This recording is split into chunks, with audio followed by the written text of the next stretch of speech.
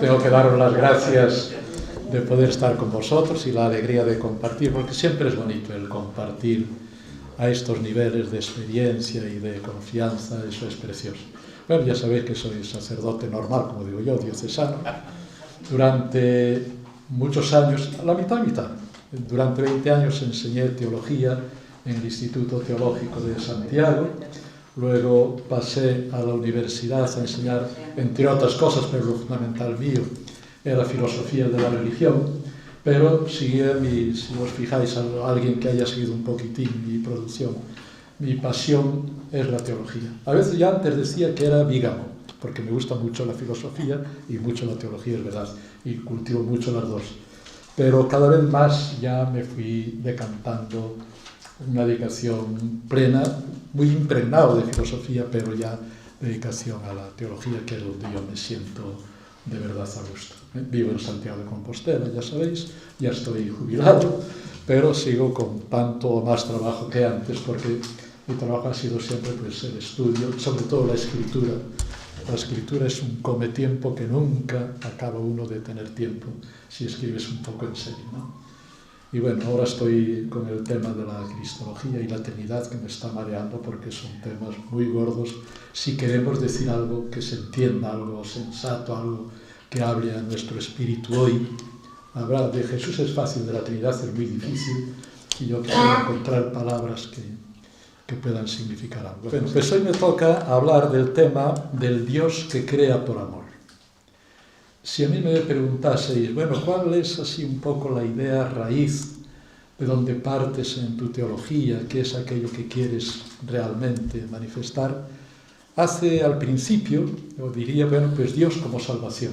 De hecho, hay un librito al que le tengo mucho cariño, le considero un poco primogénito en este estilo de teología, que es Recuperar la salvación, porque para mí fue efectivamente recuperar la salvación, es decir, de partir de un Dios al que se le tiene miedo, luego hablaré un poco, que te amenaza con el infierno, que te impone mandamientos, etcétera, etcétera, caer en la cuenta de que eso no es el Dios de Jesús. El Dios de Jesús es salvación y únicamente salvación. No tiene otro sentido en la creación y en la historia humana que ayudar y salvar. Y entonces formulé un principio doble, digo, todo lo que tú expliques de teología, en la medida en que hable bien de Dios como salvación, como amor, es verdad. Y todo lo que digas que oscurezca a Dios como amor o como salvación es falso. Hoy eso ha ido madurando, sigue porque es fundamental naturalmente, pero hoy lo formulo más bien así, el Dios que nos está creando por amor. Insisto, nos está creando por amor, siempre. Y está siempre y sola y exclusivamente por amor.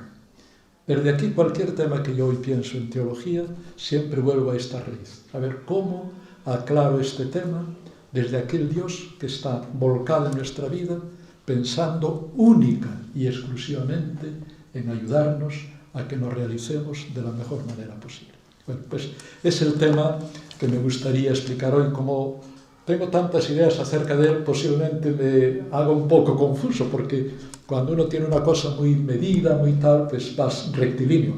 Cuando es una cosa que te llena mucho, te metes, como decimos en Galicia, por corredoiras, por camino. Yo a veces me salgo del camino, pero vuelvo a la carretera luego, ¿no? Entonces, Dios es eterno, claro, Dios es siempre, desde siempre es el mismo. Pero nosotros somos históricos, es decir, que nuestra manera de ver a Dios tiene una historia personal y tiene una historia en la humanidad. Y de hecho, en la humanidad realmente ha habido visiones horrendas y horribles de Dios. Hay una famosa anécdota, porque la cuenta él, Martin Buber, que estaba un día en su casa visitándole un amigo ateo, y en un momento que Buber habla de Dios, el otro se enfada y le dice, ¿cómo usas esa palabra con la que se han hecho tantas guerras, tantas cosas? ¿Cómo te atreves a hablar de Dios? Y Buber cuenta que le impresionó mucho y transcribe, que siento no tener aquí su contestación, y dice, pues tienes verdad, pero justamente esta palabra que ha sido tan insultada, tan llena de barro, tan manchada de sangre y de crímenes, yo creo que también es el momento de levantarla sobre un tiempo de miseria y decir que en esta palabra está también nuestra salvación. Yo creo que en la historia de cada uno de nosotros, de alguna manera, tiene que haber también este camino de un Dios que a lo mejor nos oprimió, o un Dios que es ídolo, un Dios que nos ha podido incluso amenazar la vida, o amargárnosla, o oscurecérnosla. Hay que llegar a descubrir este Dios de Jesús. Y entonces no está mal pensar, no voy a detenerme, pero pensar un poco la evolución. Yo escribí un librito que se llama Del terror de Isaac al abad de Jesús. El título indica mucho. Tiene una anécdota por una discusión con un amigo teólogo muy famoso que me decía que si yo no tomaba a la letra el sacrificio de Isaac no era cristiano. Y como lo dijo en público me enfadó tanto que digo, pero ¿cómo se puede pensar que Dios pudo en algún momento pedirle a un padre que para demostrar que era bueno estaba dispuesto a matar a su hijo? Eso es una monstruosidad si se toma a la letra. Cuando uno lo toma en el sentido simbólico de alguien que ya ha descubierto que uno se puede fiar plenamente de Dios, sea lo que sea, pero nunca pensar que Dios le pide a un padre que mate a su hijo. Bueno, pero esto es un proceso que hemos hecho, porque claro, cuando uno mira el Antiguo Testamento, hay que tener cuidado cuando se habla de Dios en el Antiguo Testamento, porque hay mezcla, indudablemente que hay cosas horrendas, pero también hay cosas maravillosas y en cierto modo insuperables. Pero eso se entiende bien si lo vemos en la historia. Tenemos que pensar que la Biblia es una biblioteca, son 70 y pico libros, escrita a lo largo de más de 1000 años. Y si contamos las tradiciones que entran en ella, pues hay que pensar por lo menos 1400 años, más o menos, los tiempos de Moisés. Quizá algo menos. Entonces, indudablemente, es un camino de descubrimiento de Dios. Dios para sí mismo está siempre descubierto, pero el gran problema, como hablaremos en la charla sobre la revelación, es cómo nosotros vamos descubriendo y cayendo en la cuenta de cómo es Dios y cómo quiere ser para nosotros. Entonces explica que en la Biblia, en el camino, en la Biblia y en las demás religiones, ahora estamos hablando de nuestra tradición, la que culmina en Jesús de Nazaret, de esto también tendremos que hablar. Y entonces es lógico que en el camino pues aparezcan cosas que son malas interpretaciones de Dios. En la Biblia se dicen cosas horrendas de Dios. Un Dios que manda matar, un Dios... No manda Dios, quiero que quede bien claro. Pensaban que Él mandaba matar, o que castigaba con pestes, o con guerras, o con derrotas, o con tormentas, o con lo que sea. Pero esto es normal porque a nosotros nos cuesta muchísimo descubrir cómo es Dios. Entonces en la Biblia quedan esas cosas que no hay que negar, que son horribles, y por lo tanto hay que decir, bueno, eso se pensó en un momento del camino, pero la Biblia, gracias a Dios, fue corrigiendo esos errores. De hecho, la Biblia, para nosotros los cristianos, culmina en Jesús de Nazaret. Y cuando uno llega a Jesús de Nazaret, llega al término de un enorme y larguísimo y tortuosísimo camino, y entonces cuando haya que leer la Biblia, tenemos que leerla de atrás para adelante, es decir, usar a Jesús como criterio de lo que se ha ido diciendo en el camino. Agradecer el camino, porque también con sus heridas la Biblia nos cura, es decir, también ver cómo se equivocaban, cómo podían interpretar mal a Dios, pues esto nos ayuda a decir, oye, yo también puedo equivocarme. Pero tener la limpieza y la honestidad de reconocer, claro, ahí hay cosas horribles porque eran falsas. Y fijaros que incluso a veces hay cosas que parecen muy bonitas y siguen transmitiendo una imagen falsa de Dios. No sé, hace 1, 2 o 3 domingos, ya no recuerdo, ponían a quién era Moisés, era Moisés dialogando con Dios. ¿Recordáis? Cuando Moisés baja del monte Sinaí y se encuentra a los otros adorando al becerro de oro, se enfada muchísimo, tira las tablas y Dios también se enfada, nos cuenta la Biblia. Y entonces empieza un diálogo muy bonito con Dios. Y Dios quiere destruir al pueblo. Y entonces Moisés, hombre, Señor, no mates al pueblo, mátame a mí y tal. Parece muy bonito. Pero claro, estamos leyendo una lectura en la que Moisés es mejor que Dios. mejor que Dios. Y recordad que fue cuando yo caí en la cuenta por primera vez la discusión de Abraham cuando la destrucción de Sodoma y Gomorra, como narración y como paso en el camino, son muy bonitas. Pero Abraham convenciendo a Dios de que sea bueno, y si hay 90, y si hay 50, y si hay 40, qué bonito, no, realmente está metiéndonos dentro, sin darnos cuenta, una idea de Dios que es peor que nosotros, es más misericordioso, sería más misericordioso Abraham que Dios. Entonces estas cosas conviene caer en la cuenta, respetarlas como momento del camino, pero ser muy conscientes de que tenemos que evitar eso, tenemos que juzgar eso a la luz de Jesús y decir, no, eso no es así. El que tiene compasión es Dios, y el que está intentando convencer a Moisés, a Abraham y a cada uno de nosotros que seamos misericordiosos y buenos, es Dios a nosotros. Aquí sería el tema de la oración de petición, que yo creo que está haciendo un daño tremendo, aunque mucha gente se enfada cuando yo hablo de ese tema, pero no es el tema de hoy, que fue una pena no haber tomado ese tema, que quizá hubiera sido más interesante. Bien, lo que quiero decir entonces, que hay una historia de ir descubriendo a Dios hasta llegar a Jesús de Nazaret, que es ya el Dios de quien hoy nosotros, los cristianos, tratamos de partir, tratamos de comprenderlo, de asimilarlo y de acogerlo en nuestra vida para que nos la transforme. A mí el gran símbolo que me parece para referirnos a Dios, que nunca tenemos símbolos ni palabras adecuados, es el de Abba, Padre, Madre. Es decir, ese símbolo, ¿por qué me gusta a mí tanto ese símbolo? Y tengo el libro Creo en Dios Padre, que también le tengo su cariño, pero bueno, no es... porque la paternidad y la maternidad significan dar el ser y dar el ser por amor. Ahora entendemos la de creación por amor. El Dios que nos ha traído a la existencia. Es lo primero que descubrimos, porque cuando descubrimos a Dios es porque nos damos cuenta que el mundo no da razón de sí mismo, que nosotros no damos razón de nosotros mismos, por eso alguien nos está haciendo ser, alguien nos ha creado. Y entonces realmente la idea de Abba, que nos tiene estas dos cosas, creación y por amor. La idea de creación es muy bonita. Hoy esta mañana alguien hablaba de la no dualidad. La no dualidad intenta captar esto, pero la desvía, en mi parecer, excesivamente hacia lo impersonal de Oriente, hacia esa no dualidad que no siempre se entiende bien y que puede llevar a un desierto al espíritu. Yo me refiero más bien a la creación, saber alguien amoroso que nos conoce por nuestro nombre, incluso antes de que nazcamos, que nos trae al ser por amor.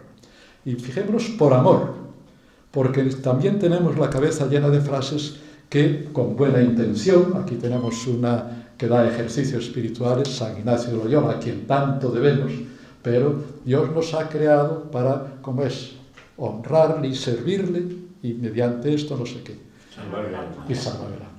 Es claro que Dios no nos crea para que le honremos y para que le sirvamos. Sería un sátrapa. Dios es la plenitud de vida, la plenitud de alegría, la plenitud de felicidad, la plenitud, lo que todos ansiamos. Por lo tanto, si Dios crea, solo puede ser por amor, si no, no sería Dios. Si Dios crea es porque es tan pleno, tan feliz, tan luz, que quiere compartirlo con otros. Y por eso crea criaturas para hacerlas felices. Y única y exclusivamente para hacerlas felices. Si no, Dios no sería Dios. Por lo tanto, decir que Dios nos crea para servirle, está dicho con buena intención y luego se puede interpretar bien, pero a la letra, como lo entiende la gente, porque otra de mis manías, y perdonad que me meta a veces por corredoiras, pero es interesante. Tenemos que acostumbrarnos. Nosotros hemos sido ya muy educados desde pequeños en el catecismo, hemos leído Biblia, hemos leído oraciones, y las frases nos suenan y ya las interpretamos dentro de nuestro contexto. Pero las nuevas generaciones no han oído estas frases muchas veces, se encuentran con ellas y las toman a la letra, y las toman con razón a la letra. Un joven o un filósofo actual, los cristianos dicen que Dios nos ha creado para servirle. Oiga, ¿qué Dios es ese? Esto se pensaba literalmente. Los babilonios decían que los dioses han creado a los hombres para que tomen sus trabajos, hagan lo difícil, y así ellos pueden dedicarse a banquetear en el cielo y estar allá felices en el cielo, porque tienen criados que les hagan. Eso no, ni siquiera para su gloria. No, Dios nos ha creado para su gloria. Eso sería pensar en un Dios súper narciso, y como digo yo, los de Santiago tendríamos el mayor botafumeiro, seríamos los más privilegiados para... Pues no. Otra cosa, yo no quiero decir que nosotros, una vez que caemos en la cuenta que Dios nos ha creado por amor, intentemos darle gloria, agradecerlo y glorificarlo. Nosotros sí, pero Él no nos crea para eso. Pensad, aquí tengo padres y madres, ninguno o ninguna de vosotros trae hijos al mundo para que los sirven o para que le den gloria. Aunque a veces los padres y madres humanos pueden caer un poquito en la trampa de que los niños los sirvan y gloriarse con sus hijos, y también puede ser sano. Pero en Dios es pura gratuidad y puro amor. Por eso a mí me gusta decir que Dios no sabe, ni quiere, ni puede hacer otra cosa más que amar. Es una frase con copyright, ¿eh? Si la citáis, decid que es mía.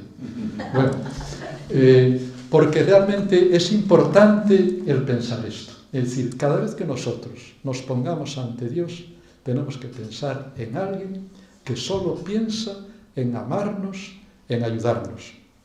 San Juan de la Cruz, que aquí nos citaban hoy con tanto cariño, dice que el mirar de Dios es crear, el mirar de Dios es amar.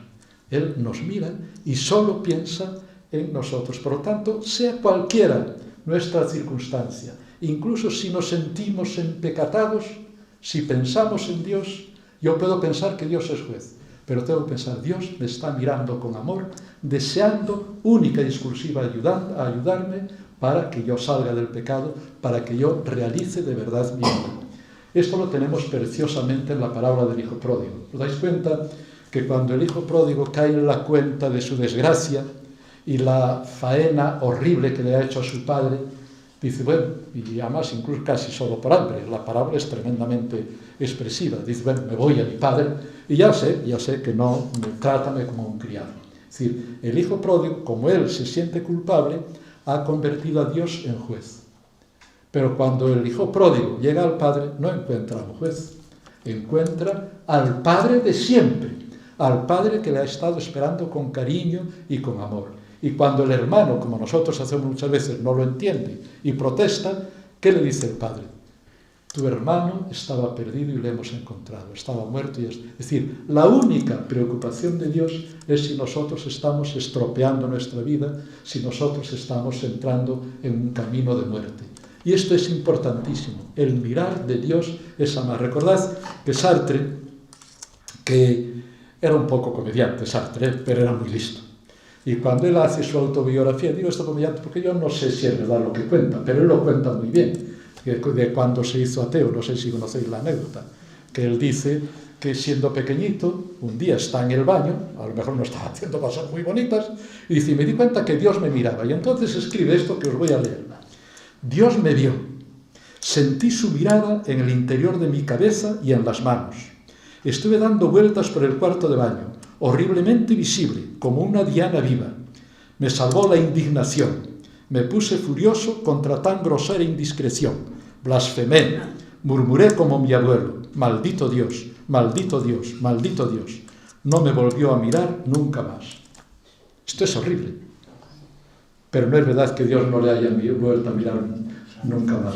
Lo que pasa es que le ha mirado y le mira a todos únicamente con amor, dándole mucha pena que él tenga una idea tan falsa y que se sienta controlado y desamparado. El mirar de Dios es amar. Esto es muy importante tenerlo en cuenta. A mí hay una frase que me hizo mucho bien de Paul Tillich, un gran teólogo humilde porque tuvo sus problemas morales muy fuertes, pero era humilde, se sintió perdonado. Y él dice, you are accepted. Tú estás aceptado.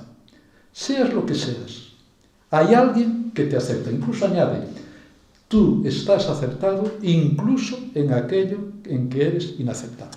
Esto es una maravilla.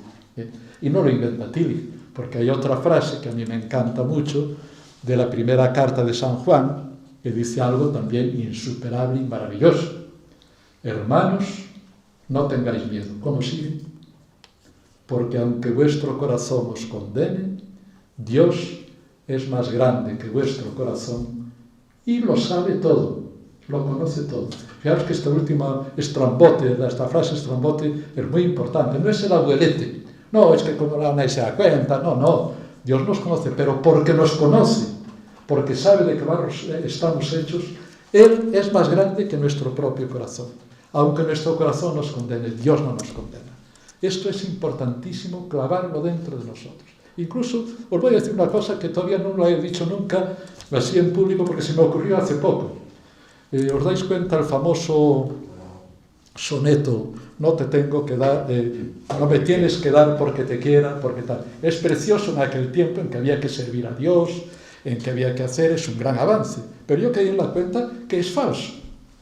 Y yo me equivoqué ya a iniciar el verso porque yo me lo repito muchas veces a mí mismo.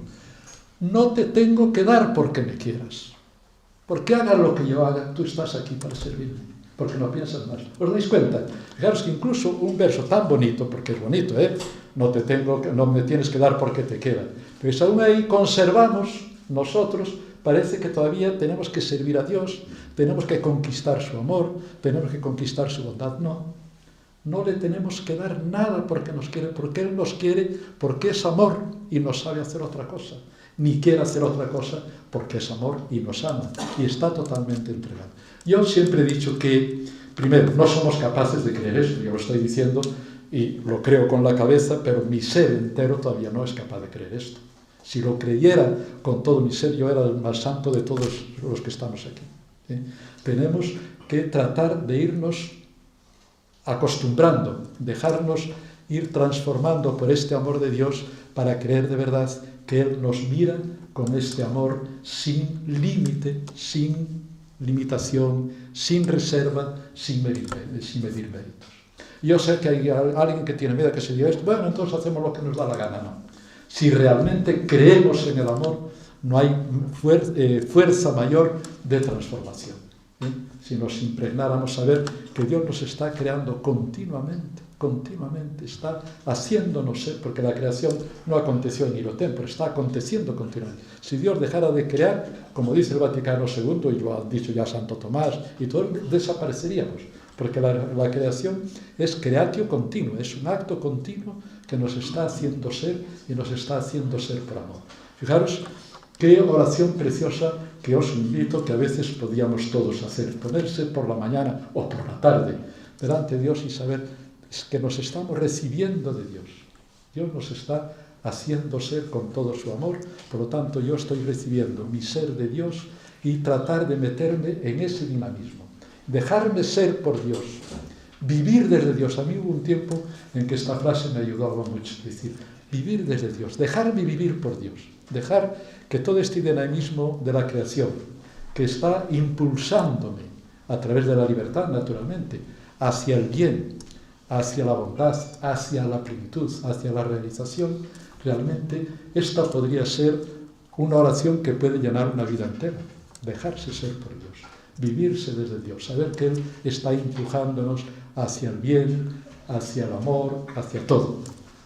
Bueno, como veis, la idea de creación vivida así es muy importante porque además tiene, por eso aludía yo a la no dualidad, porque la creación nunca, yo le estoy dando muchas vueltas, es una de las ideas que me acompañan en mi pensamiento continuamente, porque es una idea que no podemos dominar, pero que intuimos su maravilla y su grandeza. Porque claro, la creación no es hacer algo, porque hay algo que está ahí hecho y yo lo transformo. Ni siquiera es hacer un hijo, porque el hijo sí lo hacen el padre y la madre, pero hay materiales del mundo, todo eso. La creación es salir enteramente desde Dios.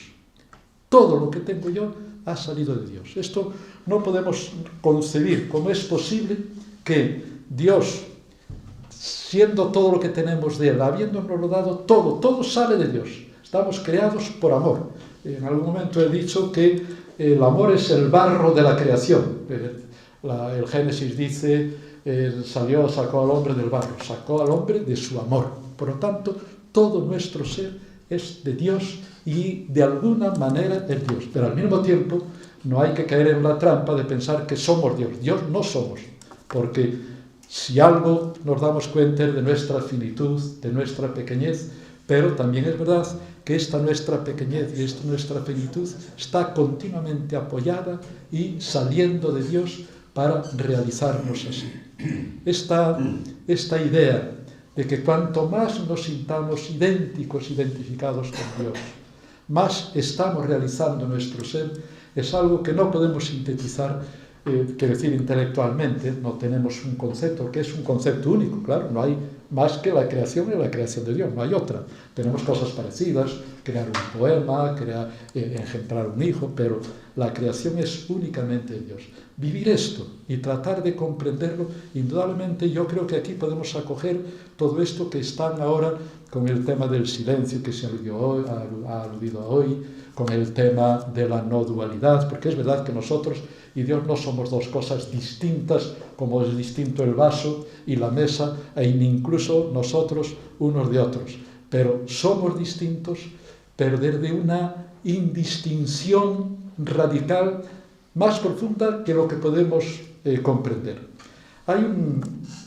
Hoy se habla de vez en cuando del sufismo, porque en el Islam es la parte más mística que posiblemente influyó en la mística española y posiblemente incluso en San Juan de la Cruz. De los místicos sufíes eran realmente descubrir este amor total y gratuito de Dios. Y uno de los grandes fundadores, quizá el mayor fundador, Al-Hajjaj, lo condenaron, lo machacaron, no llegaron a juzgar, pero lo atormentaron y lo mataron. O sea, igual que se hicieron con Jesús de Nazaret, lo hicieron con Al-Hajjaj. ¿Por qué? Porque él decía, yo soy Alá. Claro, interpretaban como soberbia, yo soy Alá, cuando él era una frase profundamente humilde. Él lo que quería decir, yo soy, pero soy todo gracias a Alá, todo lo que soy es un don de Alá, y por eso yo soy Alá, pero lo decía con la humildad total del que se sabe distinto de Alá, pero puro don de Alá. Esto que a mí me gusta decir es una identidad en la máxima diferencia y una diferencia en la máxima identidad. Pero el vivirlo así yo creo que puede alimentar muchísimo la vida y ya que estoy hablando de este tema y he aludido a la no dualidad, yo creo que hay que tener un cierto cuidado. Yo respeto mucho porque creo que están haciendo mucho bien con este discurso hoy, porque hay un ansia de espiritualidad y hay mucha gente que no es capaz de momento de escuchar este mensaje más concreto, más bíblico, más directamente cristiano, porque hay un descrédito social y hay una desconfianza de la religión, y entonces este otro discurso hay gente que lo está escuchando bien, este discurso de la no dualidad, todo ser, el vacío, etcétera, etcétera, pero hay que tener cuidado, porque si yo parto del Dios que me está creando por amor, yo puedo usar esas técnicas. Puedo tratar, por ejemplo, respirar, dejar acoger mi ser, dejarme ser, silenciarme, pero saber que esto no me lleva al vacío, no me lleva al silencio, me lleva al Dios que me está creando por amor. No perder nunca la polaridad personal de este Dios que me está creando por amor. Y todas esas técnicas hay que agradecerlas y por eso hemos de aprender de Oriente. Pero haríamos muy mal negocio si Oriente, que acogiendo su regalo de este silencio y de este ir hacia adentro, no le regalásemos también el regalo de la paternidad divina. Porque si no sería como volver al feto, volver a la inconsciencia del feto en el seno, cuando la comunión es ir hacia la máxima, cuando Alá dice que se siente Alá, que se siente Dios, es porque ha avanzado tanto en tomar conciencia de esta comunión que llega a sentirla en plenitud, pero no es por una indiferenciación que puede llevar al desierto. Yo tengo miedo que a veces gente con muy buena voluntad, si no está muy impregnada de este sentido personalísimo del Dios de Jesús, puede en algún momento llegar a un desierto y quedar sin nada. Es igual tener religión que no tener religión, es igual ser ateo que creyente, pues no. Por lo menos para mí, naturalmente. Yo lo que quiero es dejarme ser, dejarme engendrar continuamente, dejarme crear por amor, por este Dios que no busca más que nuestra realización y ciertamente me llama a que yo entre en la dinámica, en el dinamismo de su amor y por lo tanto a ser un yo. Ciertamente no borrar el yo, porque si no, no nos salváramos. Si desaparece el yo, desaparecemos nosotros. Pero sí un yo como el de Dios, un yo como el de Jesús, abierto a los demás, que no busca el egoísmo, que sabe compartir. Ese Dios que esperamos ser en el cielo. Cuando San Ignacio de Antioquía decía, llegado allí, seré verdaderamente persona, está diciendo, seré persona, no perderé mi yo, pero será un yo totalmente en comunión, un yo sin envidia, en que por amar a uno no deja de amar a otro, en que sabe que la realización no está en pedir, en dominar, sino en exigir, sino en dar, en regalarse, en comulgar con los demás. A esto sí, pero esto es a lo que nos llama Jesús de Nazaret continuamente. Hoy lo meditábamos un poco en la Eucaristía, esa entrega total de Jesús que culmina en la entrega final de ser capaz incluso de dar su vida. Ese es un yo muy fuerte, el de Jesús, pero un yo muy fuerte, auténticamente fuerte, un yo identificado con el dinamismo de Dios que nos está creando por amor para que nos realicemos en autenticidad y en la máxima plenitud posible. No sé si esta idea, porque a mí me preocupa, porque hay hoy en España gente que está haciendo bien, hablando de esta espiritualidad, pero creo que necesita este complemento cristiano, porque si no, yo creo que se podían perder ahí valores muy importantes y alguna gente puede llevarla al desierto, al vacío interior, sin saber dónde está. Bueno, y eso hay que respetar. Bueno, hay otro aspecto que a mí también me impresionó cuando lo descubrí, que realmente cuando nos descubrimos así, como criaturas de Dios, Dios que nos está creando por amor, nos está creando a nosotros enteritos. Una madre y un padre no traen a un hijo al mundo y se preocupan solo de su almita o de su cultura. Les interesa el hijo entero. Por lo tanto, Dios nos ha creado para que nos realicemos plenamente, de tal manera que todo lo que hagamos, con tal del que lo hagamos en este dinamismo, en esta auténtica dirección, es santo. Una frase que a mí me impactó cuando luego la encontré en algún sitio, ahora no recuerdo la cita, pero es tan santo comer como rezar, si lo hacemos bien. Si yo sé que debo alimentarme para poder vivir, para poder ser yo, para poder ayudar a los demás, y en mi alimento y como, cuando si yo estoy conscientemente que estoy así prolongando la creación de Dios en mi vida, esto es tan santo como estar celebrando la Eucaristía, porque en ambos momentos es crear, es continuar en mí, realizar en mí, acoger en mí la creación amorosa de Dios. Y por eso San Vicente de Paul, como decimos nosotros, San Vicente de Paul, decía, que es una frase impresionante, si hay alguien que os necesita, a los pobres, decía a sus monjas, dejad a Dios por Dios, atiende al pobre, porque ahí también está Dios. No tienes que, aunque tuvieras que ir a la misa, si en ese momento te necesita el pobre, atiende al pobre, porque no abandonas a Dios, dejas a Dios allí, por Dios aquí, estás realizando la creación. Y en este sentido, fijaros bien, que si fuéramos capaces de creerlo, y nos levantásemos por la mañana y decir, bueno, yo estoy aquí, Dios me está creando por amor, voy a procurar todo lo que haga, no voy a estar pensando siempre en eso, si no me vuelvo loco, pero voy a procurar que mi día, voy a orientarlo de tal manera que esté en la dirección, que esté acogiendo el impulso de Dios hacia donde Él, en cada circunstancia, me está llevando. Esto sería la santidad perfecta. ¿Os damos cuenta? No hay que andar haciendo distinciones. Si realmente a mí ahora me toca, por oficio, a preparar la clase, no se trata de andar con jaculatorias, a lo mejor antes, por la mañana, pero estoy prolongando la acción creadora de Dios, preparando bien la clase, y a ver cómo acierto con los alumnos, a ver cómo aquellos alumnos que están un poco rebeldes, cómo les ayudo. Esto es prolongar la creación. Tan santo comer como rezar, siempre que lo hagamos naturalmente, en la auténtica dirección. Y esto da un realismo a la religión, que os dais cuenta, Nietzsche nos acusaba a los cristianos de ser infieles a la tierra. No existe una posibilidad de fidelidad más radical y más intensa que en aquel que cree en el Dios que nos está creando por amor. Porque si Dios es el poeta del mundo, una frase de un filósofo inglés que a mí me gusta mucho, de Whitehead, ¿no? Dios es el poeta del mundo, está con los materiales del mundo, está intentando crear el mejor poema posible. Esto es lo que decimos cuando decimos venga tu reino, ¿eh? Dios está intentando crear que el mundo funcione lo mejor posible, que nos amemos más, que todo vaya mejor, que su reino se realice en la tierra. Bueno, pues realmente, si nosotros nos metemos en esta dimensión de Dios y tratamos de acogerla, sobre todo, claro, en las necesidades de los demás, como hoy hablábamos en la Eucaristía, donde hay necesidad, donde podemos acoger, etcétera, etcétera, estamos siendo lo más fieles posibles que podemos ser a la tierra y a la creación.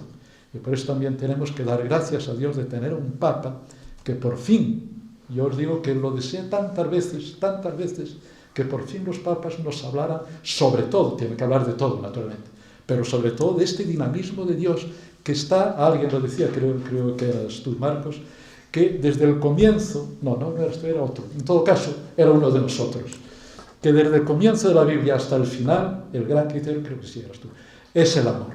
Es decir, el hilo rojo de la Biblia es la preocupación de Dios por los que sufren, por los pobres, por las viudas, por los huérfanos. Fijaros que empieza en el Éxodo, que es donde propiamente empieza la Biblia. En el Éxodo he oído el clamor de mi pueblo. Y en la parábola del juicio final tenemos lo mismo. Venid benditos de mi Padre, pero si no te conocíamos. ¿Qué contesta en la parábola? Sí que me conocíais, cuando dabais de comer al hambriento, cuando visitabas al enfermo. Realmente esta es la máxima fidelidad a la tierra.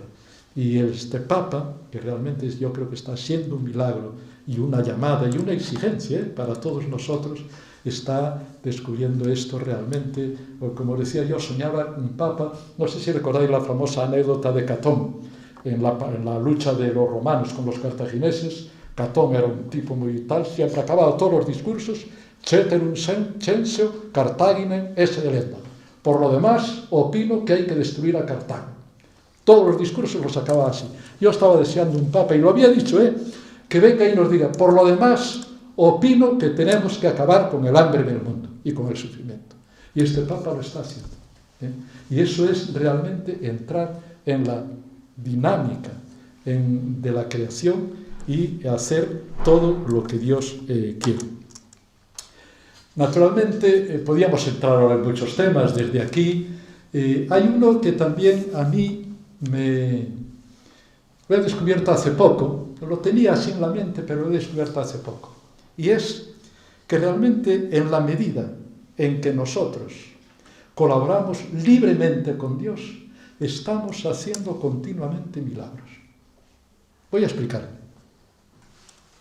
Yo no creo en los milagros como nos los cuentan, Es decir, en el sentido de que a este, como es más tal, Dios le hace un milagro, lo cura. Al de al lado no, pero a este sí. O hace un milagro, en este momento evita un accidente, pero luego deja que haya cientos de accidentes. Eso lleva directamente al ateísmo. Porque si realmente el milagro, en ese sentido de interrumpir las leyes de la naturaleza, tuviera sentido, llevaría derecho al ateísmo. Porque si es posible, Dios tendría que hacerlo. ¿No? Este es el tema del mal, que a lo mejor debía haberlo cogido en vez de otros temas, porque es un tema también muy fundamental. Porque si el milagro era posible, había que hacerlo. Hay un médico que si tiene un enfermo rabiando de cáncer, si puede curarlo sin más con un milagrito, lo dejaría de hacer. Es imposible. Tendríamos un Dios tal. Y sin embargo, yo creo profundamente en los milagros, porque creo que estamos haciendo siempre milagros si queremos. Me explico. Pensad en la parábola que cada vez me gusta más, la parábola del buen samaritano. Hay alguien allí que se está muriendo, desangrándose. Lo han herido, está desangrándose. Según las leyes del mundo, las leyes físicas y biológicas, está condenado a morirse. Y solo un milagro puede salvarlo. Pero Dios, estamos diciendo que no puede estar metiéndose en el mundo, sino destruiría el mundo. ¿Quién puede hacer ese milagro? Una libertad humana. Una libertad humana puede romper el curso de la naturaleza y el samaritano va allí e impide que lo que las leyes de la naturaleza estaban haciendo, que era matando a aquel hombre, él lo salva. ¿Os dais cuenta que porque Dios no está creando a todos por amor, pero hay una parte del mundo y de nuestro ser que funciona como tal. El astro tiene sus leyes y funciona. Mi sangre, yo no me preocupo de que esté circulando por aquí, aunque le doy muchísimas gracias a Dios, porque sé que si mi sangre circula y me da vida es porque Dios me está creando de esta manera y está haciendo el mundo para que podamos vivir. Pero hay otro aspecto que es mejorar el mundo, que eso pasa a través de la libertad humana. Cuando está aquel desangrándose al lado de la carretera y ve Dios a un sacerdote que viene por el camino, está llamándole en su corazón. Por eso nuestro corazón siente compasión y quiere ayudar. Pero por lo que sea, aquel no le hace caso a Dios. Y entonces las leyes del mundo están matando a aquel. Viene el levita, y como a mí me gusta decir, bueno, a ver si con este tengo más suerte. Le llaman el corazón, que esto está llamándonos continuamente por su creación amorosa. No fuerza nuestra libertad, apoya y capacita nuestra libertad. Y entonces el levita, pues también, por lo que sea, no le hace caso y aquel se muere. Y solo un milagro podrá salvarlo. Por fin acontece el milagro, que es que alguien, haciéndole caso a Dios, como él puede hacerlo porque forma parte del mundo, no es destruir el mundo, porque nosotros, con nuestra libertad, formamos parte del mundo. En la medida en que nuestra libertad acoge la llamada de Dios, nosotros rompemos las leyes físicas ciegas del mundo y hacemos milagros. ¿Os dais cuenta de esto? Esto se me ocurrió sobre todo porque tuve que escribir un articulito, un capítulo de un libro, hablando del Jesús médico, del Dios y la enfermedad, y caí en la cuenta de esto, claro. Cuando una persona está curando a un enfermo, está haciendo un milagro. Pero todos nosotros, si tú ves a alguien que está triste y le das una palabra, estás rompiendo las leyes psicológicas y le animas. Cuando tú a un pobre que no tendría pan o dinero, si tú no se lo das, estás rompiendo, estás haciendo un milagro. Toda una vida vivida así, en la prolongación libre de acoger el impulso de Dios hacia el bien, hacia el amor, hacia la creación del reino, es estar haciendo milagros. Y estos son los auténticos milagros. Y son milagros reales, no es una broma. Me podéis preguntar, bueno, entonces, pues no era el tema de hoy, pero bueno, entonces Jesús no hizo milagros, sí, de este estilo. Es decir, lo que quedan, como sabéis, cuando se estudia críticamente la Biblia, lo que quedan son curaciones y expulsiones de demonios, que es lo mismo. Claro, Jesús, yo no estoy diciendo que Jesús hiciera esta teoría que tenemos nosotros, porque vivía en otra cultura, estoy diciendo lo que vivía. Y lo que vivía era que él veía a alguien que tenía necesidad y quería ayudarlo. En la medida en que él lograba, con su cariño, con su conciencia del amor de Dios, de aplicar, a veces, no sabemos cuántas, no muchas, pero algunas veces, conseguían que algunos curaran, porque les infundía confianza, como nosotros hoy puede suceder y está sucediendo. Yo recuerdo que un gran médico gallego, ya muerto, me decía, mira Andrés, los médicos curamos más con nuestras palabras que con nuestras medicinas. En la medida en que lograban a veces influir confianza y restablecer la armonía en aquel ser curado. Y Jesús, que era tan íntegro él, tan lleno de Dios, tan infusor de confianza, cuando había gente que en este sentido encontraba, pues lograba curaciones. Pero en aquella aldea, como no había fe, no pudo hacer milagros. ¿Quién dice esto? San Marcos, no el Padre Marcos, San Marcos, el evangelista. Fijaros cómo en el Evangelio tenemos indicios de esto. En aquella aldea, como no tenían fe, no se pudieron hacer milagros, porque los milagros son estos.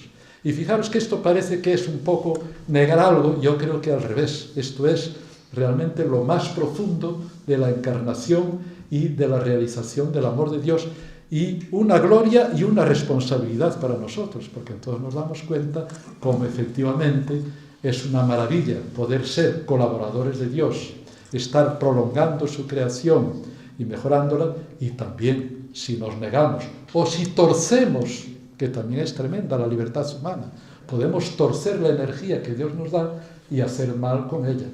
Y esta es una responsabilidad que Dios no puede evitar, es decir, no es que Él no puede, no es posible, porque si nos crea libres y somos limitados, respeta nuestra libertad, sino con una mano tendría que estar destruyéndonos. Con una mano nos creería y con la otra nos estaría destruyendo continuamente. Esto es un tema muy importante y que creo que es una gran conclusión de lo que es el Dios que nos está creando por amor. Entonces yo ya para acabar os diría, porque así dejamos más diálogo para hablar, realmente esta idea de vivirse desde Dios, sentir que estamos continuamente siendo creados por Dios, que no busca nada más que nuestro bien. Y cuando hablo de nuestro bien, no quisiera ser individualista, porque es el bien de todos sus hijos e hijas. Por eso hablamos del reino. Dios quiere que toda la realidad se realice en la máxima plenitud posible. Entonces, en la medida en que logremos sintonizarnos con este amor de Dios, y aquí debía ser uno de los grandes papeles de la oración y de la contemplación, y aprovechar incluso esto que decíamos de estas espiritualidades nuevas que a veces nos dan técnicas para volver adentro de nosotros, para pacificarnos, para captar este impulso, pero siempre que sea para... No nos encontramos con el vacío, ni siquiera con el silencio, nos encontramos con el Dios que nos está impulsando hacia el bien, hacia el mundo, hacia los hermanos, hacia la creación, hacia el hacer avanzar el reino, que es lo que Él desea para todos, para nosotros y para todos y para todo el mundo.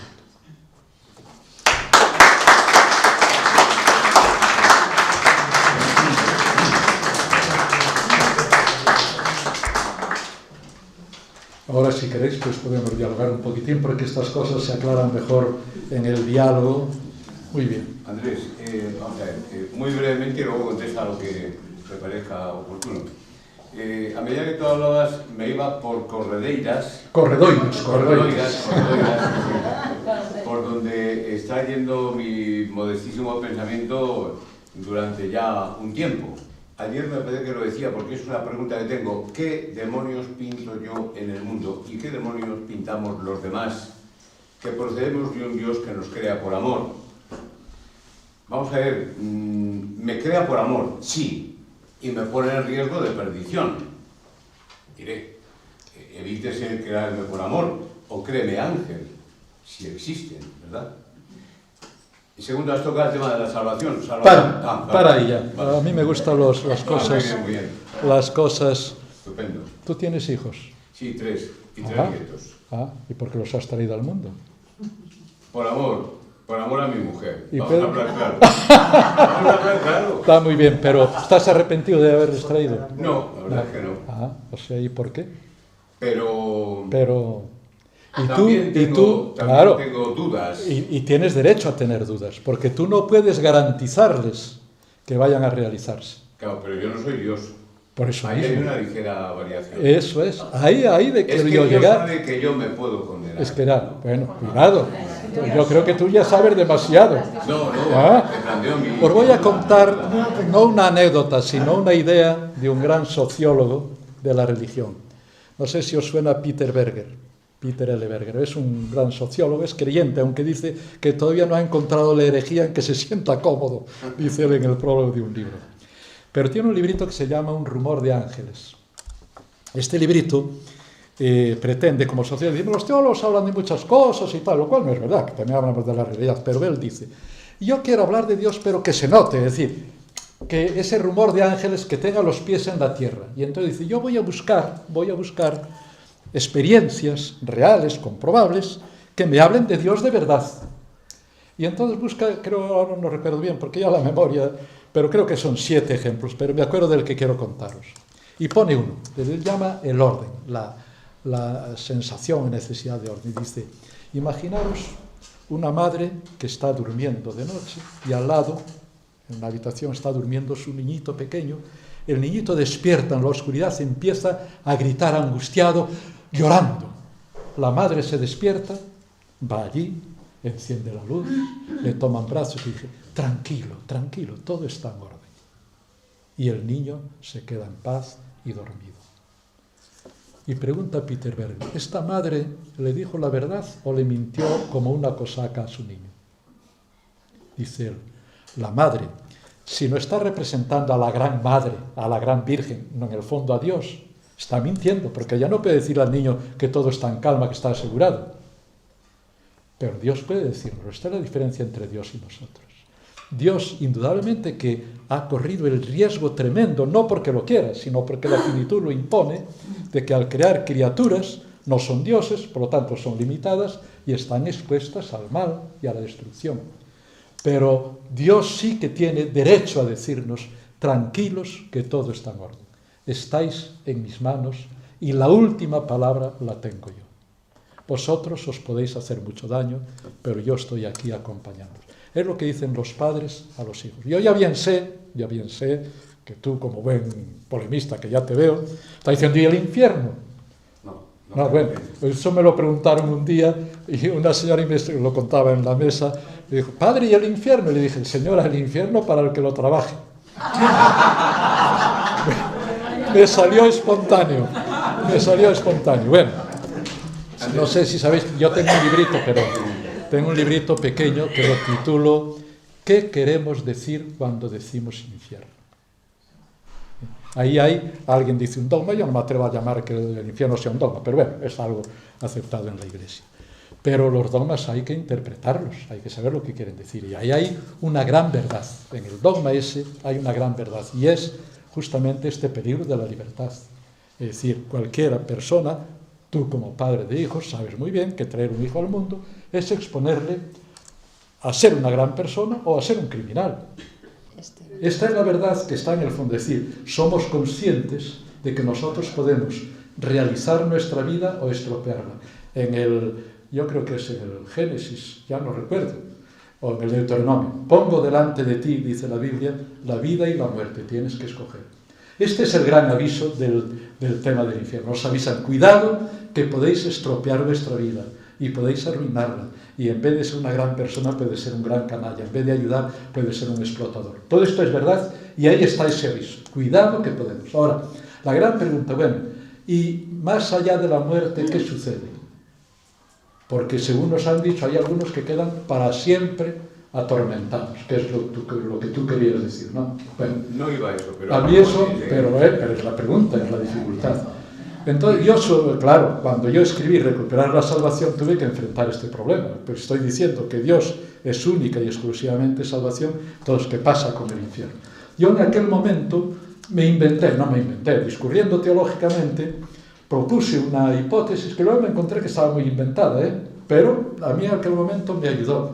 Dice, bueno, nosotros somos seres mortales, ¿no? Nacen, bueno, pero la misma Biblia y muchas culturas, casi todas, reconocen que Dios puede darnos la inmortalidad, Dios puede hacernos inmortales. Y entonces yo decía, hombre, Dios, que nos quiere mucho, nos da la inmortalidad si queremos. Y entonces yo llegué a esa conclusión en ese momento. Digo, bueno, pues entonces el infierno será que Dios te ha creado para que seas feliz, tú te has negado y no te ha podido dar la inmortalidad porque no la has querido y te desapareces. Es una teoría que está muy extendida, que sería la segunda muerte, que se llama, ¿no? Y yo incluso ponía un ejemplo, dice, imagínate tú que aquí estás al borde de un gran estanque, ves una persona allá en el centro ahogándose, pero tú no sabes nadar, pero tienes una gran pértiga. Entonces tú coges, le alargas la pértiga para salvarla. Bien, si ella se agarra, tú la traes y no se ahoga.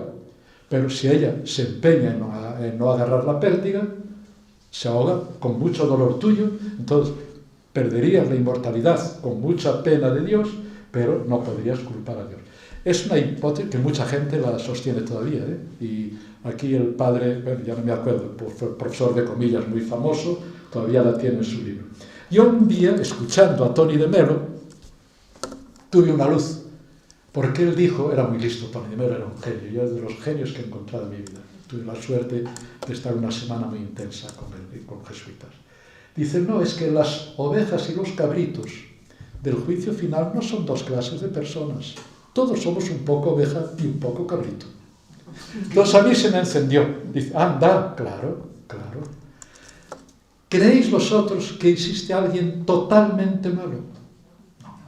Igual que no hay nadie totalmente bueno, ni siquiera Marcos. Nadie. Esa es la respuesta. Esa es la respuesta. Por eso. Entonces, pero es una hipótesis teológica, pero mi manera de comprenderlo. Como Dios solo sabe amar, como he dicho, solo puede amar porque su ser consiste en amar, Él ama todo lo que hay pueblo y todo lo que permitimos salvar. Entonces yo creo que toda persona se salva. Ahora, esto no es jauja, porque quiere decir que como Dios te salva en la medida en que le dejas salvarte, realmente tú puedes dejar de tener una plenitud que podías tener porque le impides a Dios dártela. Pero no quiere decir que no seas feliz. Ya ponía antes el ejemplito de los vasos pequeños, mediano, grande, que están llenos. Es decir, yo creo, porque si no sería inconcebible pensar que por toda la eternidad Dios mantiene viva a personas para que sufran. Eso es una monstruosidad, yo eso no lo puedo creer.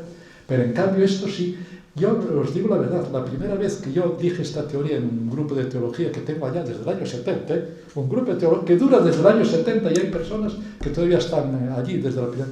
Una persona a la que yo quiero mucho porque es realmente una auténtica santa, quedó horrorizada cuando escuchó, o sea que podemos perder potencialidad eterna si no acogemos plenamente a Dios. Esto es verdad, para que como estamos acostumbrados, salvarse es o sí o no, no, es mayor o menor realización. No es verdad que hay veces que ves a una persona por ahí, qué pena de persona, con la vida destrozada, está hecho un estropajo, no es nada, y en cambio te admiras una persona capaz de vivir entregada a los demás, generosa, abierta y tal. Esto es. Yo creo que esto, no sé si contesta, para mí me contesta la dificultad que ponías. A mí me contesta también bastante y quería terminártelo con una pregunta que ahora te hago ya la siguiente. Esta pregunta la estoy formulando porque estoy haciendo un apostolado sin ser fundamentalista, porque admito que puedo estar en un error. Estoy haciendo un apostolado en el sentido de la imposibilidad absoluta de que Dios condene a nadie. En el último semestre la he formulado a un arzobispo con mando en plaza de los más importantes de España, a un teólogo de la Gregoriana y en el Congreso de Teresa como Mujer en Ávila. Y estoy escuchando respuestas de lo más peregrino. Así, Únicamente me remito a la última, a un alto cargo de la Orden Carmelitana, al que yo formulé una pregunta por escrito, fue contestada a medias. Me indicó el carmelita que el cardenal Rocco le había tirado de las orejas porque no me había atizado adecuadamente en el culo, y yo me le cogí en el pasillo a este hombre de 50 y tantos años y dije, mira, tengo 73 años, ahora tengo 74. De hombre a hombre, a mí no me vas a escandalizar. ¿Tú crees que es posible que Dios, que es amor, que es el Padre del Hijo pródigo, que la cruz inventa la gran disculpa del perdón, no han hecho nada, no saben lo que hacen, es capaz de condenar a nadie, y mucho menos eternamente? Y me dijo él, no lo creo, Ángel. Vuelvo a repetir la frase primera, que es imposible, como habías dicho, formula. La imposibilidad absoluta de que Dios condene a nadie. Eso es absolutamente verdad. Fíjate, formulado así, por parte de Dios, si Dios es amor, Él no condena ni puede condenar. Nosotros podemos condenarnos, es lo que decía, que es lo que hay de verdad en el infierno. Es decir, no que Dios condene, eso es claro. Yo cuando hice el librito lo primero que digo, no, sea lo que sea el infierno no puede ser un castigo de Dios, porque ningún padre quiere que su hijo sufra. Un padre decente y normal. Por lo tanto, Dios no quiere, porque no sabe más que amar, que nadie sufre. Si hubiera, sea lo que sea, a lo que llamamos infierno, es siempre algo que Dios no quiere y es un dolor para Dios, porque es amor. Luego viene la hipótesis. Entonces, ¿qué pasa? Bueno, yo ya te digo, como no creo que nadie sea totalmente malo y Dios solo sabe amar, pues le salvará en la medida en que le deje. Pero te doy toda la razón. Visto desde Dios, no porque nosotros le exijamos derechos a Dios, no, es el ser de Dios, es que es incompatible con el castigo, con el hacer daño a los demás. Gracias. Yo te quería preguntar, porque has dicho de pasada los peligros de la oración de petición. Sin duda. Y yo es que la practico. Ajá. Todos la practicamos. Pues bueno, Pero eso ahora sería muy largo entrar en ella. Yo, si queréis, cambiamos el tema y en vez de otro tema cogemos ese. Pero por encima, cuando estoy haciéndolo mal. Bueno, tú piensas simplemente, yo te pediría que borres todo lo que tienes en la cabeza y piensa en el Dios que te está creando por amor y haciendo todo lo posible por impulsarte hacia el bien y ayudarte. ¿Tú cómo hablas con este Dios? Habla de manera que sea correcta con él. Si es el huevo de Colón. Es el huevo de Colón. Yo estoy pidiendo por una hija mía. Pero vamos a ver, pero Dios está creándote por amor a ti y a tu hija y haciendo todo lo posible por vuestro bien. ¿Sí o no? ¿Lo crees? Claro, si no crees esto, no. Ahora, si tú crees que Dios nos está creando... Espera. Si tú crees que Dios está creándote a ti y a tu hija y que no desea más que nuestro bien y que por parte suya Mi Padre siempre trabaja, pone San Juan en la boca de Jesús, desde el comienzo del mundo. Que Dios está haciendo todo lo posible. Es el gran poeta del mundo, el que está intentando que su reino se establezca para todos y cada uno en la tierra. Por lo tanto, ¿tú crees que amas tú más a tu hija que Dios? Te pregunto, ¿tú crees que amas tú más a tu hija que Dios? Es que no tengo muy claro lo que es Dios. Bueno, claro, pero ya estamos. No, pero yo por eso he dicho que yo parto del Dios de Jesús. Yo creo en el Dios de Jesús. Claro, yo si no, no tiene sentido ya todo lo otro. Y claro, yo parto siempre de que creo o intento creer, porque ya digo que nunca somos capaces de creer esto, porque es demasiado para nosotros. Es más grande de lo que podemos pensar. Pero creo lo bastante intelectualmente para saber que si Él es el Dios que nos crea por amor y que es amor, me ama Él mucho más a mí que a mí mismo. Dios está más interesado en mi salvación de lo que yo pueda estar, porque yo soy infinito y Él es infinito, mi amor es limitado y el suyo. Por lo tanto, Dios te quiere a ti y a tu hija mucho más de lo que tú quieras a ti y a tu hija. ¿Tú qué le dices a este Dios que está haciendo todo lo posible, infinitamente más que tú, por tu hija? ¿Qué le dices? Pues que no lo veo que lo haga. Bueno, eso es lógico que lo digas. Me parece, no lo veo. Bueno, entonces tendrás que empezar a discurrir por qué no lo ves, si es que tal, eso es distinto. Pero yo ahora estoy hablando que si crees en este Dios, ¿cómo hablas con Él? Yo os dejaría este trabajito para la noche y que no durmáis mucho. Que me deis vueltas toda la noche. A mí me gustaba dejar siempre que teníamos las clases aquí. Teníamos las clases en el Colegio Maravillas, siempre dejaba así alguna preguntita para pensarla de noche y no dormir. Si Dios no interviene. A ver, Lili. Primero que me ha encantado como lo que usted ha expuesto con mucha sabiduría y con unas palabras muy sencillas, porque realmente son intuiciones que yo he tenido en mi propia vida. En muchos momentos no sabría valorarlo como usted lo ha puesto en la mesa. Oye, trátame de tú, ¿por qué no? Fenomenal. Que somos casi de la quinta. Bueno. No te hagas vieja. Es que Dios me ha creado por amor. Eso sí, eso es verdad. No, lo que sí le quería comentar es que hay una cosa que yo no acabo de entender y me resulta, porque eso que dice usted que Dios nos ha creado, nos está creando por amor, me da grandes respuestas a mi vida y lo he intuido muchas veces y me gusta muchísimo. Me pone suelo a los pies. Pero el dolor de los inocentes, los que no han tenido ocasión nunca de ser oveja y cabrito, eso que cuando ponemos la televisión vemos al niño de Pepo debajo de... ¿Cómo que Dios? Dios la pregunta vulgar, que sea... No, que es el tema del mal, no es vulgar. El mal de los inocentes, ¿verdad? No del mal en el que verdaderamente nosotros nos sumimos muchas veces y los mayores dicen, sí, podía haber sido bueno, claro. Y a lo mejor tal, o he estado muy enfermo y he sido feliz, porque es verdad que he sido culpable, o he sido tal, no, ese niño que nunca ha sido oveja ni cabrito. Yo te preguntaría, ¿por qué le pasó eso a ese niño? Te voy a preguntar, ¿por eso lo mandó Dios? Entonces... Pero ¿cómo Dios que nos mete en el corazón, claro. Nos hace meter en el corazón mucha luz?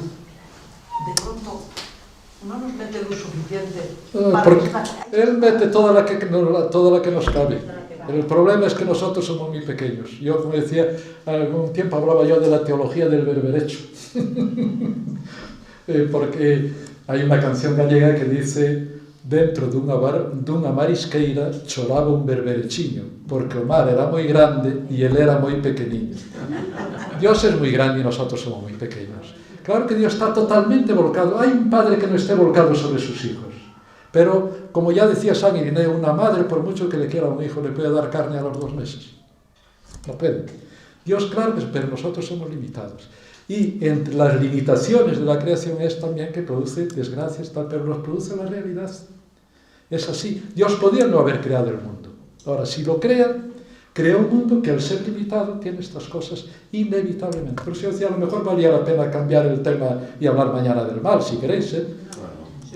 No, está muy bien. ¿Qué nos dices de... Perdona, pero entonces quiere decir, pero ahora sigamos hablando. A ti te da pena. Pues piensa que en nuestro lenguaje te decía, a Dios le da infinitamente más pena que a ti.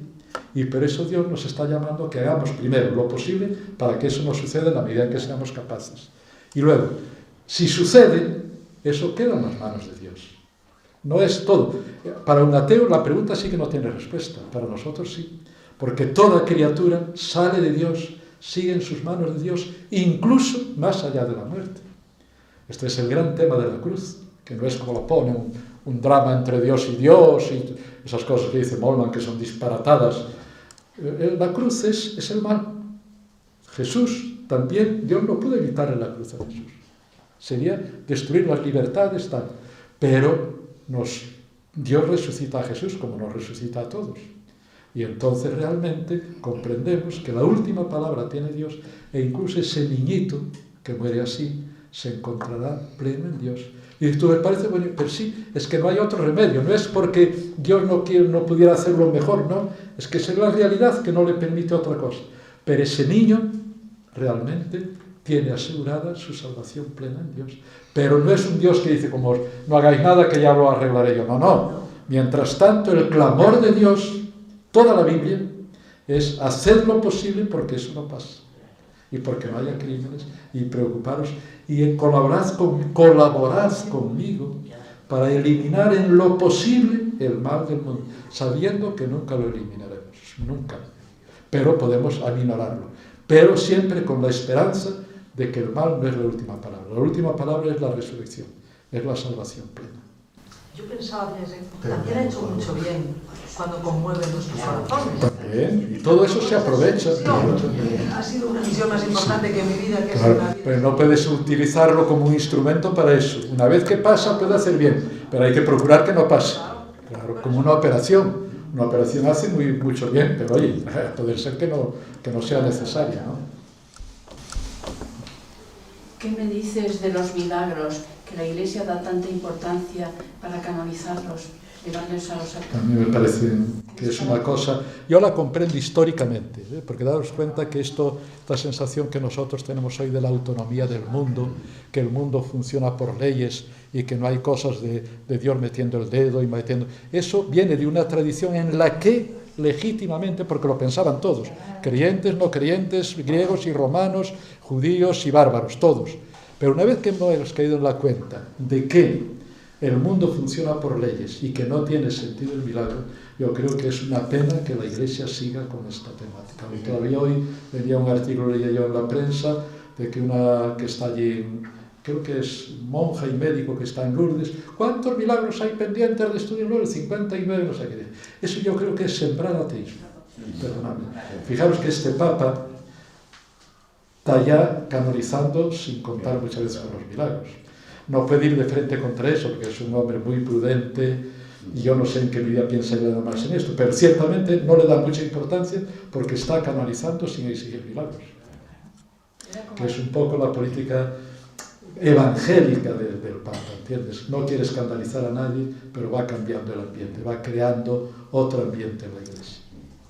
Primero jugándose su tipo, no es que esté en el trono. Porque antes hacían santos por el clamor del pueblo, Sí. que habían visto que tenía una actitud amorosa, que era un hombre distinto. Lo que debe demás, ser. Que eso es lógico. Aparte que no es hacer santos, es declarar que esta persona es ejemplar. Que es Es ejemplar ejemplar. para nosotros. Por eso yo hay alguno que ni le llamo, ni ocurre. Y no digo nombres porque me sabe mal, como decía un profesor nuestro. Un tal González de Cabezón. Y no digo el nombre porque me sabe mal. Y nosotros nos reíamos mucho. Ya que hay un silencio, yo te digo, Andrés, si eres tan amable, yo tengo una interpretación, cada uno que vemos a nuestra manera. A mí me parece que al Señor se le escapó el asunto. Se le escapó. Creó, evolución, y ahí aparece el individuo racional, que le sale grilla. Y entonces que es También amor. le sale una maravilla. Sí, pero grilla. Pues entonces. Pero grilla. No, y pues... tiene que montarse el hacerse uno de nosotros para salvarnos. No lo digo de broma, es que es lo que yo siento. Porque si no, menuda historia montada. Si Dios nos ha creado por amor, toda la historia, no solo Jesús de Nazaret, toda la historia de Dios es la presencia suya suscitando amor, suscitando gente, suscitando religiones, etcétera, etcétera. Lo que sucede es que la historia tiene ritmos y lo que Dios está intentando lograr desde el comienzo culmina en Jesús de Nazaret. Pero Jesús de Nazaret es la culminación en una parte del mundo, aunque está, creo yo, destinado, si hay tiempo mañana hablaremos de esto, porque el tema del diálogo de las religiones es muy importante. Culmina en Jesús de Nazaret y eso está destinado a todos, pero no quiere decir que los otros estén abandonados. Dios está trabajando todo lo que le es posible con todos.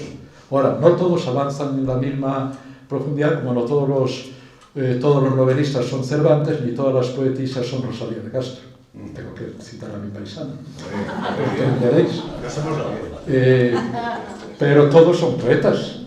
Y yo creo que sí, que todas las religiones son verdaderas. Así empecé yo ya en el libro de la Revelación, pero no todas son igualmente verdaderas. Esto también hay que ser sensatos, porque es verdad. Pero bueno, a lo mejor mañana hablamos de esto. Si no hay pregunta, como tenemos 10 minutos, me ha chocado muchísimo que tengas en la cabeza el tema de la Trinidad. Ayer me tuve que marchar por mis obligaciones de Estado.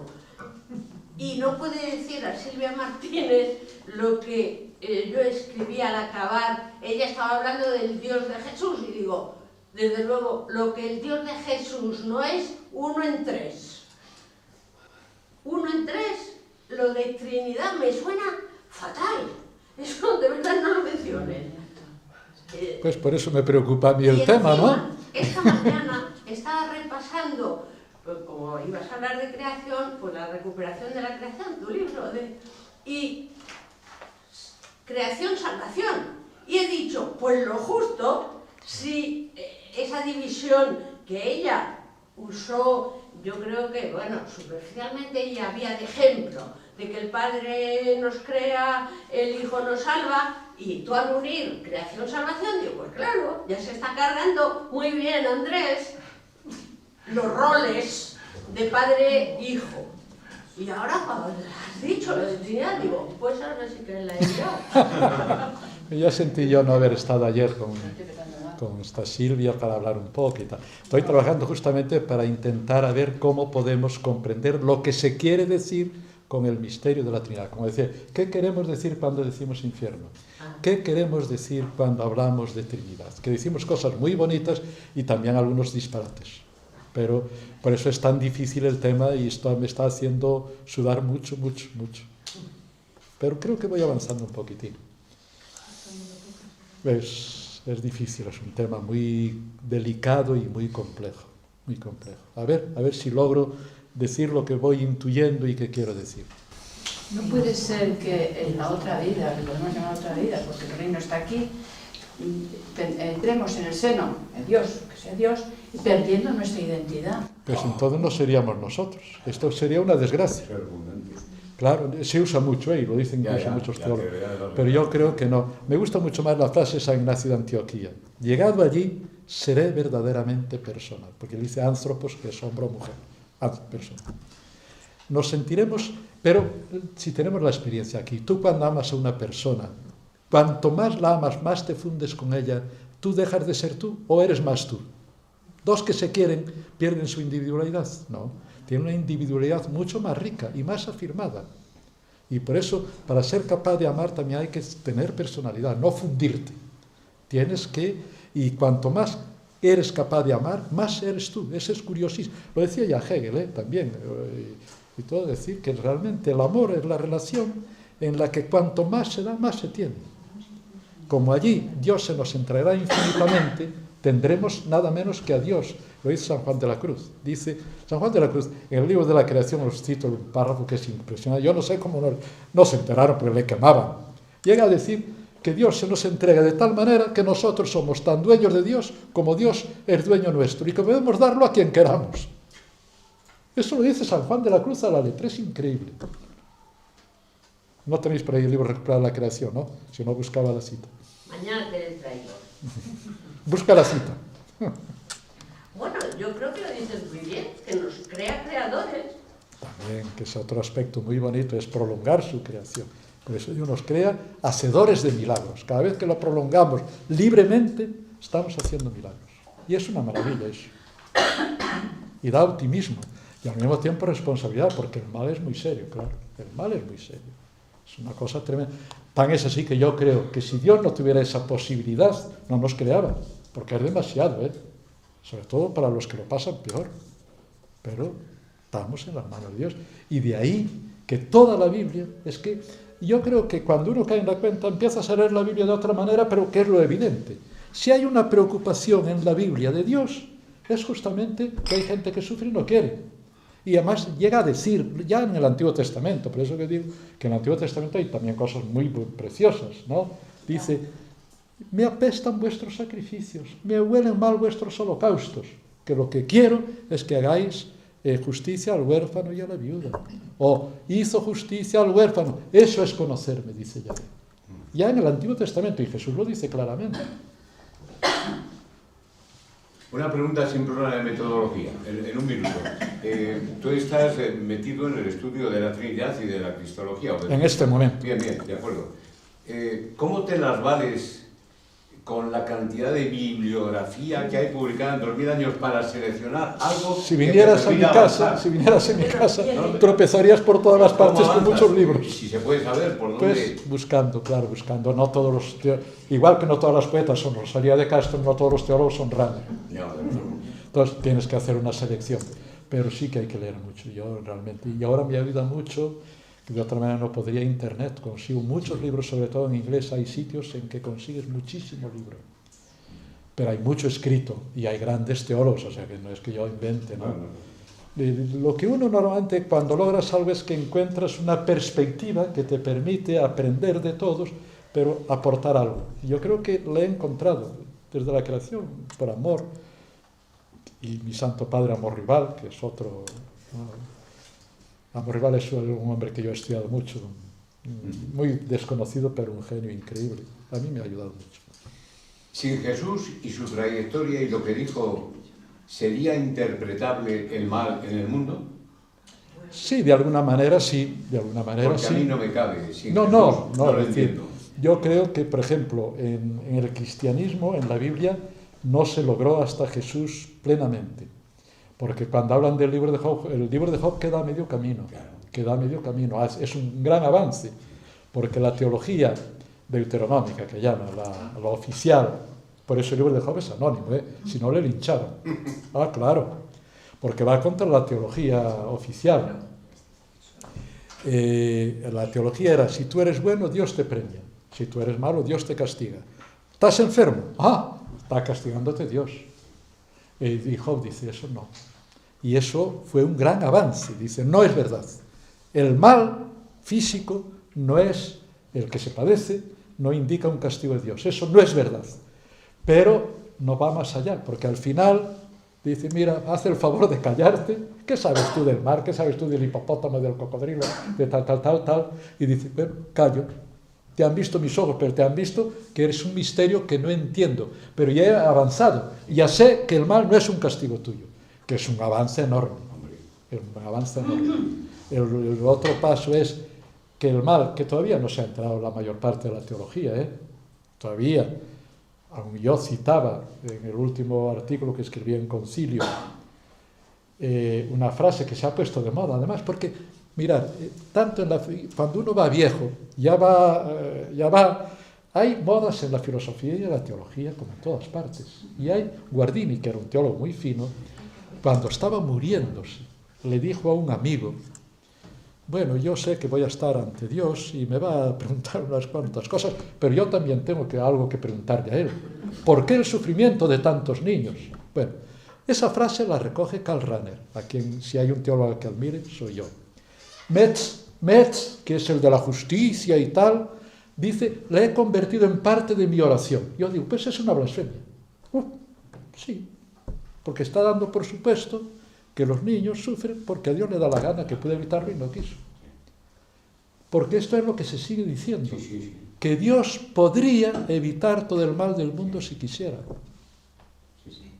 Eso es horrible, que lo digan los teólogos. Y yo creo que es el 90 y pico %. Cada vez menos, ya va habiendo, pero yo todavía recuerdo un teólogo, buen amigo mío, y no quiero decir el nombre, ya porque era buen teólogo, buen amigo mío, me contaba, bueno, no, eso que tú dices no puede ser y tal, y la prueba que Dios nos ama es que Jesús murió en la cruz. Digo, pero mira, que no muera en la cruz y que me quita antes el mal. Incluso a veces me pongo un poco cínico, pero no yo. Hay un famoso epigrama del siglo XIX español que decía así: el señor Martín de Robres, que por amor a los pobres mandó hacer este hospital, pero primero hizo a los pobres. Amigo, claro, si lo puedes evitar antes, no me vengas con poner el remedio después. Claro, eso lleva al cinismo, ¿no? Pero por eso el tema del mal es tan importante. Yo creo que ahí sí que he aportado algo. Si seguimos diciendo, creo que es Dios Padre Todopoderoso. Es que es todopoderoso, y si no estábamos apañados. Claro. Si no estamos, como eso Ranner sí Pero lo dice dice, bien. si es todopoderoso, ¿por qué no soluciona? Es que Él es todopoderoso, que no lo somos nosotros. Vamos a ver, vamos a discutir esto ahora, anda. Vamos a discutir. Esto ya es una prueba que he hecho muchas veces.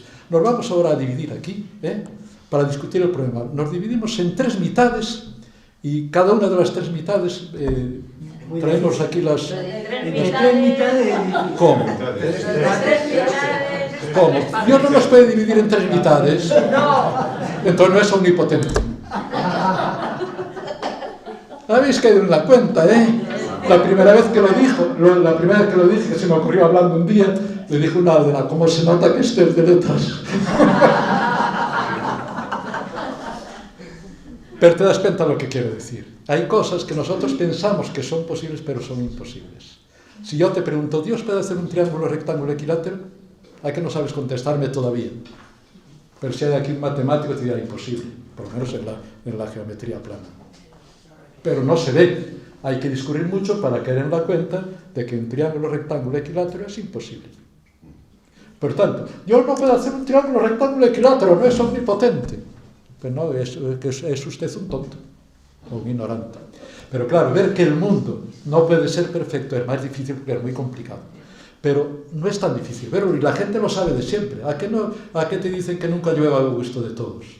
Y que no se puede estar en la procesión y tocar la campana. Y que no se pueden hacer tortillas sin romper dedos. Eso es la finitud. Que no se puede ser hombre y mujer. No tenéis la suerte de ser hombres. Y nosotros no tenemos la suerte de ser mujeres. Es que esto es la finitud. Cuando yo le decía esto a unos compañeros allí en Santander, me hizo mucha gracia, íbamos en coche, y al charlar salió el tema, y no sé qué pasó, vamos a parar, que no podemos ir, dice uno, claro, la finitud tiene muchas limitaciones, comentó él, claro. Es que cuando uno cae en la cuenta de esto, lo que es la finitud, es que el mal es inevitable. Lo que podemos esperar de Dios es que esté con nosotros contra el mal, ayudándonos y llamándonos a que luchemos junto a Él contra el mal, que colaboremos con Él. Toda la Biblia es un grito de Dios contra el mal y una llamada a que le ayudemos a evitar todo el mal posible en el mundo. Esto, cuando uno cae en la cuenta, a mí me parece tan evidente. Claro, a lo mejor ya me parece demasiado evidente porque le doy tantas vueltas, pero es que me parece evidente. Me parece evidente. Y uno cree en Dios. Bueno, y lo del mal, sí, de que el mundo sin mal es imposible, creas en Dios o no, porque tan es así que yo inventé una palabra para hacer caer en la cuenta de esto. Oye, usted, antes de hablar de Dios en el mal, hablemos del mal como mal, porque hay mal en el mundo. Eso es, los ateos y los creyentes estamos ante el mismo problema. Pero se inventé la ponerología. Poneros en griego es mal. Es decir, tenemos que ver por qué hay mal. Pues hay mal porque el mundo es finito. No es porque haya Dios o no haya Dios. Luego, una vez que eso, ¿qué respuesta le damos? Ahí sí. Unos dan una respuesta, otros otra, y nosotros, desde la fe, tenemos una respuesta. Y todas las religiones, en el fondo, más o menos perfecta, todas las religiones han intuido que Dios no quiere el mal y que nos librará. Por eso todas las religiones son religiones de salvación. Aunque luego por medio metan el infierno y cosas raras, pero la intuición humana es que Dios no quiere el mal y que lucha contra el mal. Porque es evidente dentro de la fe. Oye, Andrés, y el mal que se está produciendo y propagando también entre nosotros los cristianos, he sacado el teléfono porque estoy en un grupo de oración, bueno, extraño, y hay una miembro que tiene un cáncer y se va a morir. Y entonces andan todo el mundo diciendo la voluntad de Dios, la voluntad de... Y yo les he dicho, digo, eso es blasfemar. Exacto. Porque me parece que hay un departamento en el cielo que se llama departamento de putadas contra los humanos. O sea, parece que Dios se levanta por ahí y dice, coño, le voy a enviar yo un cáncer a fulanito. A fulanita la voy a quitar el marido, coño, se va a estrellar contra un muro cuando... Hombre, por el amor de Dios. Y es que lo estamos diciendo. Sí, lo sí. está diciendo todo el mundo. Voluntad de Dios. No es voluntad de Dios, coño. Es que eso es inaguantable. Sí, y ahí sí. tenemos que luchar. Y haces bien enfadarte. Claro, hombre. Gracias, Andrés. Los tacos se pueden quitar. Así es. Es que, ¿sabes? Yo antes era muy puritano. Yo decía antes, me cachis en la mar y me iba a confesar. Ya no. Ya veis que la teología da para todo, ¿eh? Para los... Para todo. Admite todo. Bueno. Vosotros seguid dándole. Mañana algún tema podemos sacarlo igual, seguid dando vueltas. Porque estas cosas a mí lo que me interesa es que no me hagáis caso a mí, pero que le deis vueltas a las ideas por vuestra cuenta. Oye, después de cenar hay más coloquio, ¿no? Contigo. No, pero no. ¿Cómo Es informal. Pero, ¿y no va a estar Andrés? Si quieres, sí. ¿Y Marcos? Hombre, vamos a prescindir de nuestras fronteras. Eso, si no sé, no vengo. 3 misas tengo mañana por Es la igual, mañana. te aguantas. Para eso eres domingo. Si tú vas a decir las misas, yo vengo aquí encantado. Para eso eres domingo. En los estudios generales de Palencia, primera universidad europea, aunque no se conozca, ahí comenzó a estudiar el domingo de Guzmán. Y ahí lo que decían es que un cura tiene que decir 3 misas y quedarse a coloquiar con los amigos por la noche después de cenar. Consta en un manuscrito que has encontrado en no sé qué biblioteca. El archivo de Simancas, me parece. Yo lo digo. Sí, yo creo que es en el archivo de Simancas. Sí. Bueno.